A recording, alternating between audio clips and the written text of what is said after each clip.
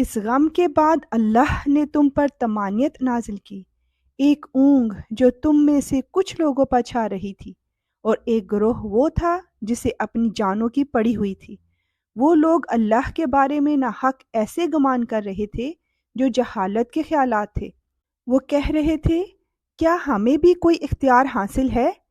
کہہ دو کہ اختیار تو تمام تر اللہ کا ہے۔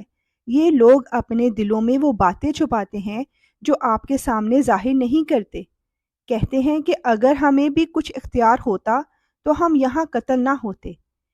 کہہ دو کہ اگر تم اپنے گھروں میں ہوتے تب بھی جن کا قتل ہونا مقدر میں لکھا جا چکا تھا وہ خود باہر نکل کر اپنی اپنی قتل گاہوں تک پہنچ جاتے، اور یہ سب اس لیے ہوا تاکہ جو کچھ تمہارے سینوں میں ہے اللہ اسے آزمائے، اور جو کچھ تمہارے دلوں میں ہے اس کا میل کچیل دور کر دے۔